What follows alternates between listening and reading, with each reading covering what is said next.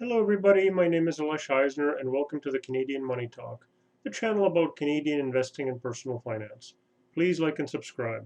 I record 2 videos per week, so make sure you ring the notification bell to get notified each time one comes out. I would like to suggest something you may want to add to your New Year's resolutions, living within your means. It's a simple concept that I am sure everyone watching this video is already doing, but just in case you're not, let me say a few words to try to persuade you. We as individuals must spend only as much as we make, and preferably less, if you want to retire and not have to work at some point in your life. We're not the government to be allowed to borrow and never have to pay it back. If you personally are in the negative every month and are getting more and more in debt, even if you can pay the interest now, you won't be able to later. Logically, living beyond your means will have to stop one day when the interest is too high for you to service. So stop it now rather than later. In fact, if you have to borrow to maintain your lifestyle, something has to give. Either spend less, since you're just not making enough money to qualify for the fun you want to have, a fact of life, or make more money. But ideally, live on less than you make, save money, invest it, and your investment will one day make you money that you can live off of.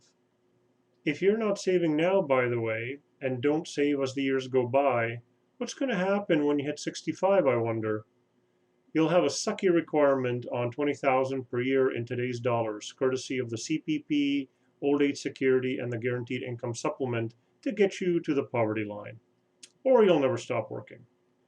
I think of saving as delayed spending. You'll get to spend the money you save one day, but there'll be more of it. This is what delayed gratification is. You can have less fun today to have more fun tomorrow.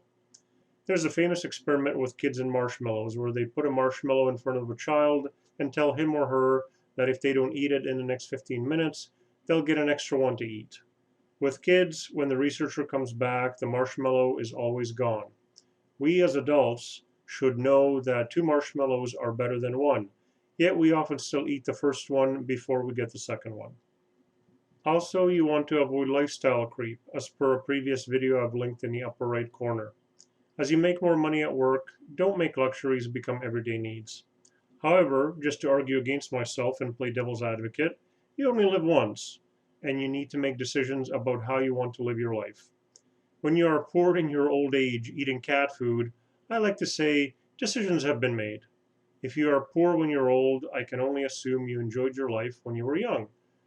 But it's true that some people make that decision to have fun when their body is still able to do it. The rest of us know not to eat the marshmallow until the second one shows up. And lastly, as unpopular as this is likely to be, consider budgeting, just to make sure you have money left over at the end of the month, if you think you might be close to having to borrow, and make sure you're not getting into debt.